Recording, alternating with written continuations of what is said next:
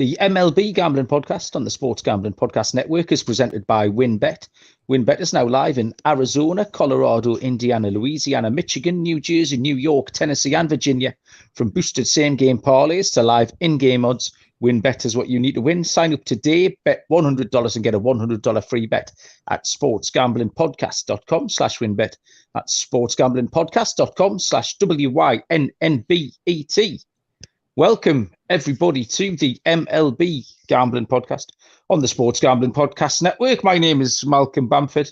I'm coming to you from Newcastle upon Tyne in the northeast corner of England. Today is Friday, November the 4th, and we are here to have a little recap of Game 5 and give some picks out for Game 6, which is back in Houston tomorrow night. We've got a 24-hour window, less of a rush job with the off day.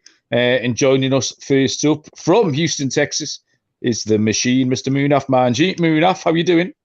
Doing well. One game away for the city. Hopefully they can wrap it up on Saturday night. But yeah, big win last night. We'll get into it in a minute.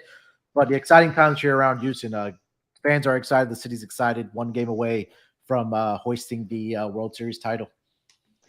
And secondly, a pleasure to get Mr. Rockford back on. Dylan struggles because he's got to go and turn the cogs of industry during the day when we've been doing the early shows. But tonight, he can make it. Mr. Dylan Rockford, how are you doing? I'm doing well, Malcolm. Munaf, good to be with you guys. Yeah, haven't been on in a while, but can't wait to get into Game 6. Got some nice plays for everyone. And I think another person that's really happy, Munaf, Mattress Mac. He went from cursing out people to high-fiving random people in Philly. So I love what sports is doing, and he's one win away from $75 million. Yeah, I think there's a backstory about why he was cussing people out. I should have read the article, but yeah, complete 360-degree turnaround from what happened from Game 4 to Game 5. So yeah, he's one game away from cashing $75 million from the books all around the country. Sheesh. Yeah, so I know it's a Friday, it's a proper busy Friday night. I think everyone's multitasking, Munaf. You've got your tennis eyeballs going, but you have got the tennis on. Is that right? I had the hockey on earlier. We were talking about that offline, but now I have the tennis on in front of me. I know Dylan's been getting stuck into some Finnish ice hockey as well. And I've got the Breeders' Cup on, which is nice and early, actually. I normally have to sort of burn the midnight oil when this is on, but it's the juvenile card. So there's a race going off in about 10 minutes' time. So if you see me start leaping about, I might have to put myself on mute and you can talk amongst yourselves while I cheer this thing home over the line. Give me the pick so I can bet it right now too. What are you doing, Malcolm? It's a bit chalky. The horse is called Silver Knot in the next race at Keeneland. It's 10, race number 10 maybe. The race is going on off next in 10 minutes. Round about -105. But yeah, it should win pulling a cart, mate. Don't mush it. Dylan, so we haven't spoken to you for a little while. So first I'm going to ask you how you've enjoyed the rest of the series. It's been 2 or 3 games since we spoke to you. So give us your thoughts on how the series has gone, because it's been a load of fun. I've really enjoyed it. And then particularly Game 5 last night. What did you make of that? Yeah, Game 5 was really amazing. 1-1 to start the game and then kind of sailed through it. And then game went under. What I've really been impressed with was the Phillies bullpen. I feel like they've really turned out from what we've seen in the regular season and then coming into the postseason. I didn't think they would be able to shut, especially a lineup like the Houston Astros. Yordan Alvarez has kind of been limited. And when the Phillies took a 2-1 lead, they were already ready to celebrate a World Series. And then here come the Astros. They win 2 in a row, and now they're just 1 win away at home. So everything's leading towards Houston, and me and Noah cashing them winning in 6. Yeah, it was a good game. There was the early action. Verlander gave up his home run. I mean, Houston looked like they were going to score a few more runs in that first innings. Altuve had the triple, but there was a double play at the end. So the Syndergaard kind of got away with it. Then Schwarber sent that one miles of Verlander. Yeah. And then all of a sudden, Houston sort of took a little bit of control again and actually relied on the defense late on. And it was part of our handicap at the top of the series that as much as actually Philly have played on the defensive side of the ball quite well in this series. An incredible catch from Mr. 50-1 Chas McCormick. A nice play down the first baseline from Trey Mancini as well, Munaf. So that was a tense moment. There were 7-8 inning plays, and you had to hold your nerve. And that's the sort of thing that wins games and wins series, isn't it? Those defensive plays. There was a couple moments last night. You mentioned 2 of them, but I think there was another jam. I think that it was a bases loaded situation for the Phillies, and I think was it Verlander or was it another guy out of the bullpen or Presley came in, and that was the play down the line there by Trey Mancini. Justin Verlander earlier in the game was in a bit of a jam. He got out of that, and those are the plays that are serious altering plays, right? If one of those plays may have gone the other way, we'd be maybe talking about Phillies being up 3-2 right now. But give credit to Trey Mancini, came in at first base to take over for the injured Yuli Gurriel. Made a fantastic play, saved at least 1 run for sure. And then Chas McCormick's catch was just out of this world. I mean, when you talk about catches that people will remember, I think that's got to be up there with some of the other catches that we have seen in the postseason. That was absolutely phenomenal what Chas McCormick did in that 9th inning for the Astros defense. So, yeah, I know the fans were excited about that, and it was a lot of fun to watch that game. Yeah, that was really the difference between going back 3-2 up or going back 3-2 down. It was a game change in play. And I know Brandon Marsh coming in kind of tied together the outfield of the Phillies because they do struggle a little bit. Schwarber can't get around as much. Castellanos, as much as he's made those 3 identical catches this series, Brandon Marsh has come in and sort of tied that position together. But it's such an important position, and McCormick did the business last night. Dylan, just before we get into game number 6, how's your luck been over those few games? Have you been reading them well?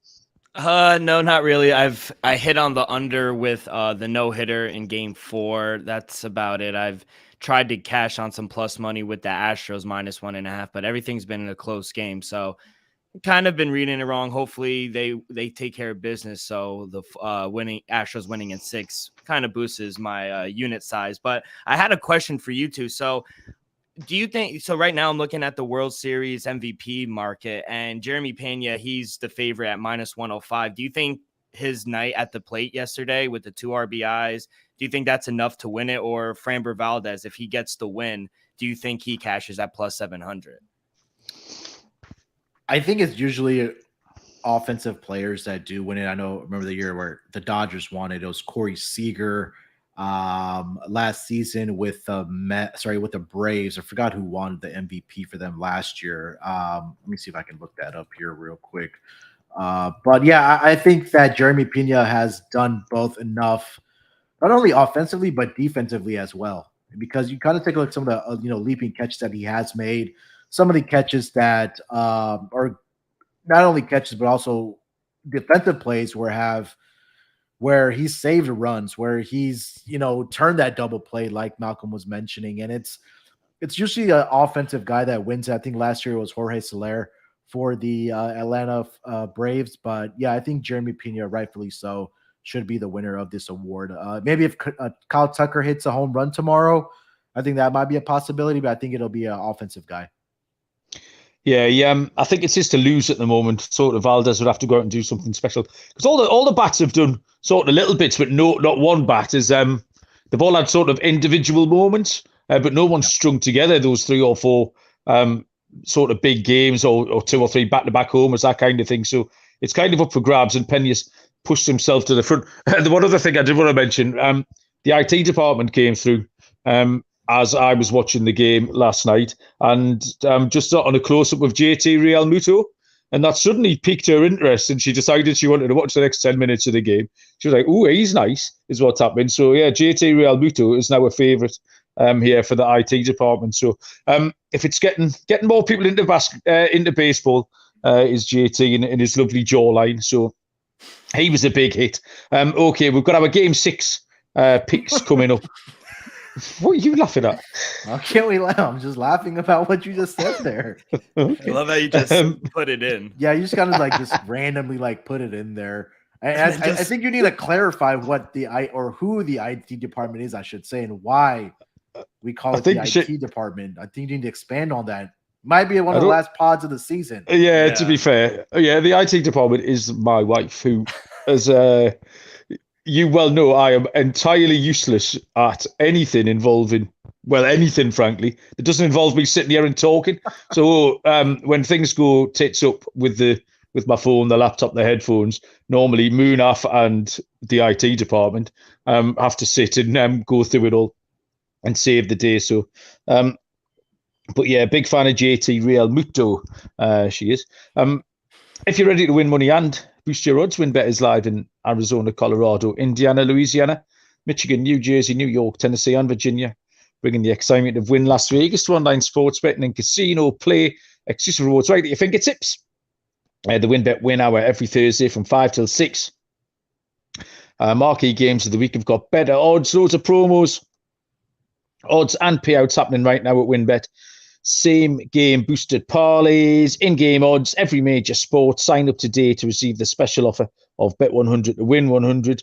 Loads to choose from. All you have to do is head up to sportsgamblingpodcast.com/winbet so they know that we sent you. sportsgamblingpodcast.com/WYNNBET to claim your free bet. Offer subject to change. T's and C's at winbet.com. Must be 21 or older and present in the state where playthrough WinBet is available. If you were someone who has a gambling problem, call 1-800-522-4700. And Sports Gambling Podcast on YouTube, giving you the chance to win an autographed Lawrence Taylor or Brian Dawkins jersey. Free to enter. Subscribe to youtube.com/Sports Gambling Podcast.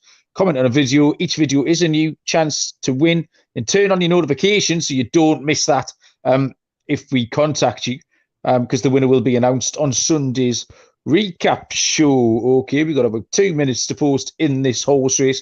Tomorrow, game 6, back in Houston, is a 3 minutes past midnight. What's that? 8:03 Eastern? Yes, sir. 8:03. I'm getting good at this. Last day of the season, we would have cracked the time difference.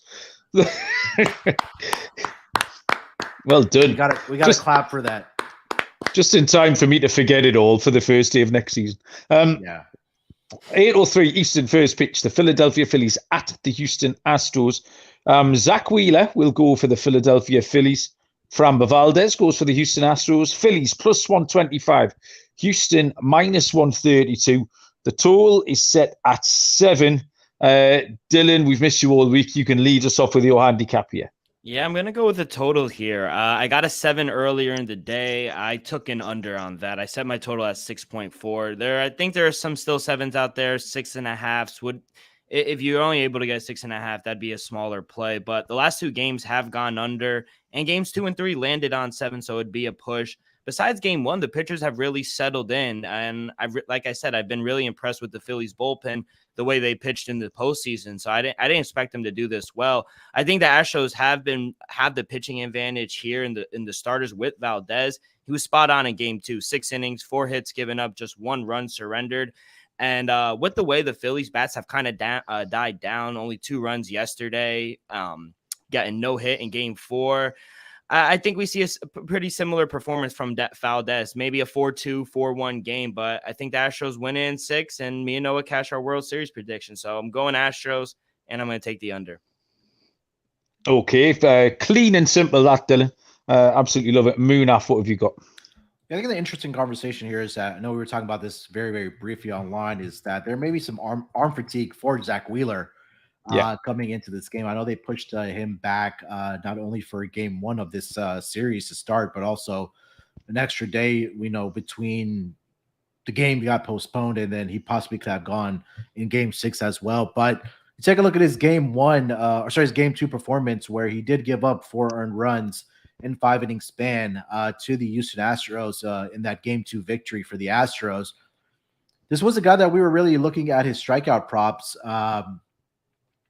early on in the playoff series, right? Whether that was against the Padres or whether that was against the Atlanta Braves. But he had 2 games against the Padres where he had 8 strikeout seats. But his last start against the Astros in game 2, he only had 3 strikeouts in that game. So I'm very concerned about Zach Wheeler and the arm fatigue there, that I personally think that the Astros will come out swinging in the first couple innings, or especially in that first inning.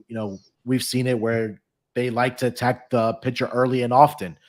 And I think this might be a case in game 6 where they probably want to come out and get that lead, maybe get out to a 1-0, 1 or 2-0 lead and let Framber Valdez do his thing, because Framber was absolutely incredible for this team in his start in the World Series against his Phillies team, and he's had a pretty good postseason so far, where he is 2-0. He's only allowed 3 earned runs in 19 innings pitched so far this season.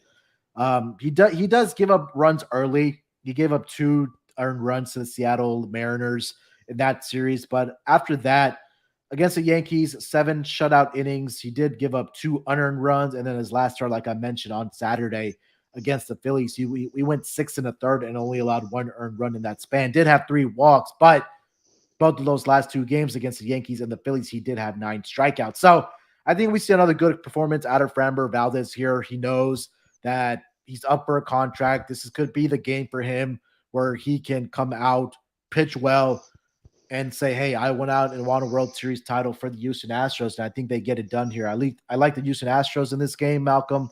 I also like the strikeout prop here on Saturday night for Framber Valdez. So trying to see what that number is right now for him. It might be a little bit juiced, but let me see here. Strikeouts, 5.5. It's at -155, but if your book allows you to buy that up, now I think I like Framber Valdez over 5.5 strikeouts. Munaf, the horses are just turning into the straight, and I cannot see for the life of me where ours is. Hang on. Or was that up the rail? Oh, it needs a split. Get up that rail. Go on. Go on. This is. Go on. Is that up the inside in the blue? Yeah, he's out there on the outside. He's got to push. Stick your nose out, son. Oh, my God. Oh, Munaf has been. Oh, he died. Oh, no, he got there. No, he didn't. Yeah, he did. He got chin. No, he didn't. Oh, he got second. Yeah, he got his nose in front about 20 yards from the wire and then got chinned on the line. What a nightmare.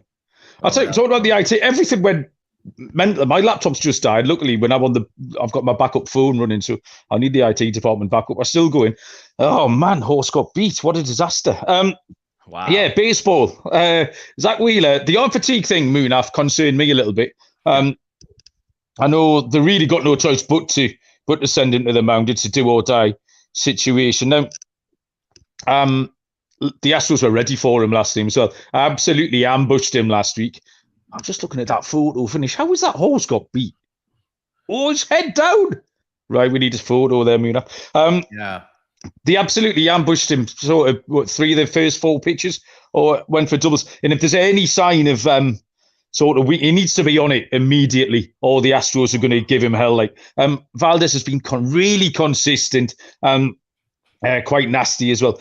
142 ERA against Philly this season. 19 innings pitched in. 2 starts against Philly. He's got a 0.79 ERA, a 142 ERA in the postseason. That horse has got beat. So Houston have controlled most of the series. The score's almost, to me, it should be 3.5, 1.5, because it was that, apart from the game where the Phillies hit all those home runs, then Philly won the second half of that game when they came back from sort of 5-0 down. So Houston have controlled the majority of the series, as feisty as Philadelphia have been. So I have to think they get it done tomorrow. The other thing is here, we did have 2 people on the show give out 4-2 as the correct score. Dylan and Noah both went for it. So we had 2 4-2s. So I think we've got to back them up here. We had 4-1 Munaf. So we've both missed the boat, but the 4-2s are still alive. So I'm going to take Houston here at -132. So not a hugely original play, but looks like a winner to me. The other player, I've got one player prop as well. Sure. Which is Zach Wheeler. Earned runs, and it's over 1.5. That's at -117. I think that could happen really at any point. Yeah, I like that. I could go. I know he will be on a short leash, and they've got an excuse ready for him with the arm fatigue. But it won't take much if they attack him, if they ambush him early and often like they did the other night. I think you could give up some runs. So they would be my 2 plays for the game. Dylan, anything more fancy that you can that you've picked out? Anything you want to direct us towards at all? Yeah, I have a player prop as well. I'll join the parade with you guys. Kyle Schwarber, just to get 1 walk, over a half a walk. It's at plus money, plus 105. He's seeing the ball extremely well. He's working the counts, very disciplined. He had a single and a walk in game 2 against Valdez. And I think he's going to want to get on base rather than going for the home run. He's had a walk in 7 straight games and at 11 out of his last 12 games. So at plus money, it seems like a no-brainer to me. Maybe it's a little too easy, but I like Kyle Schwarber over just a half a walk at plus 105. All right, Munaf, anything else for you? I'm honestly just thinking about just fading Zach Wheeler in every way that I can. You mentioned the earned runs there. I like that over 1.5 at plus money. His last start against the Astros in the World Series, he gave up 3 walks. And right now I'm seeing over 1.5 walks at plus 150 for him. Hits allowed, I'm seeing over 4.5 at plus 105. His strikeouts are currently at 4.5, and the under 4.5 is at plus 120. So I think that if they come out swinging in this game, there's a possibility that, their backs against the wall. Let's just say within those first 2-3 innings, he gives up 3 earned runs to the Astros. He's going to have a quick leash there. The Rob Thomas is going to come out and pull him out of the game. So I think that's one way you probably want to attack it. I was looking for his outs issued in this game. Don't see that listed yet. Maybe wait closer to game time or on Saturday morning to see if that prop pops up. But I think that's maybe another way if you want to fade Zach Wheeler in this game. So I think those are a couple ways I'm looking at it. Yeah, that the outs issue is the one I was waiting for you to come up with, Munaf, because I know you followed that this season. Dylan, who do you want to win? Do you want this to go to a game 7? No, absolutely not. He has a ticket to Astros in 6. Yeah, I have ticket. Okay, that was my next question. Is that because you bet them? Or no, I put the ticket in, and then when they went down 1-0 in the series price, I was able to get Astros again at plus 110. Mm-hmm. So I took them again. I doubled down on it, and I don't know about you guys, but I like baseball in November. Yeah, 100%. What do you like about it? I mean, it doesn't affect me. It's all on the telly. It's just always ending at like Halloween around there. So the more baseball, the better for me, I feel like. It's really because we have a quick turnaround too. Like we only get or the league only gets 2 to 3 months off. But even for the pod and stuff, we're right back to doing division previews end of February and beginning of March. Well, baseball classics right around the corner. Yeah. Malcolm's all over that. He's flying into the States again to cover it live. Are we all meeting up? Yeah, we're going to go. We've got every day. We've got to fly between the States and Japan to cover, so we can cover both groups. So it's going to be a lot of commuting, but it'll be okay. To Qatar for the World Cup? Yeah, I've got to Qatar for the World Cup. Wow. And then we're not privileged enough to get on his private jet there. No. I mean, you saw the mansion that he showed us right before that big old room that they're sitting in right now. Huge. I wish. Yeah. I did see on Twitter, did you see the Formula 1 car driving around the casino floor of the Wynn? Because I recognise that. That was where we'd sat, me and Terrell and Sean and Sean's brother Chuck had a very good game of blackjack in there. And I thought, I recognise that room. And then a Formula 1 car went buzzing down the middle of it, only in Vegas. I think I saw someone trying to book some rooms for F1 weekend in Vegas. It was round about $62,000 was the going rate for a standard room somewhere. So that's going to be an expensive weekend if you're heading out for the F1. Why are you laughing? There's pillows that you're leaning on that you just can tear into and some cash will fall out. Yeah, you're right. For us to be I can afford it. Obviously, it's just everybody else. Yeah, I could have afforded if that's all. Look at that photograph, Moon, after that horse's been one horse's nostril, and we could have all been in Vegas, mate. Yeah, it's okay. Damn it. So busy weekend of sport coming up. I kind of do hope it goes to game 7. I don't really care either way, but I would like to sit and stick the telly on Sunday night and watch a game 7. It would be exciting. Yeah. Purely from a sport point of view.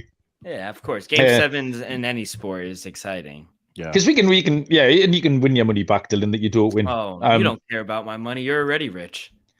Oh my goodness, this is a little bit of bullying going on. I just hope this isn't the last pod, to be honest. Well, the last pod we'll come back and do off-season pod. I mean, we'll do a wrap-up show. Yeah, we need to do a wrap-up show just to highlight some of the good and bad takes. And we get Noah back; it will push us to an hour. We're good. Noah, yeah. I think Noah could talk solidly from now until opening day next season without a break. Actually, he could take us right the way through, and claim that he still had a couple more angles in. So, yeah, thanks everyone for joining us. Good luck with your bets. Good luck, Dylan. I hope you get it done. And if you don't, then we'll be back for Game 7. Loads of sport going on. Lots of NFL, the GGs tomorrow night. I've got all my losers out the way tonight. That means I'll have all the winners tomorrow. So if you head to sportsgamblingpodcast.com or look at Twitter, the SGPN Twitter feed have put out our betting card, myself and the Wolf of Oaklawn. The Wolf of Oaklawn's done all right today. Had a little trifecta up earlier on as well. So you can watch the racing tomorrow while you're doing your college football and other stuff. Newcastle don't play till Sunday. Liverpool are playing on Sunday as well. You two Plastic supporters away at Tottenham Hotspur. So good luck with everyone, with everything. Thanks for joining us. And we'll see you down the road. Cheers.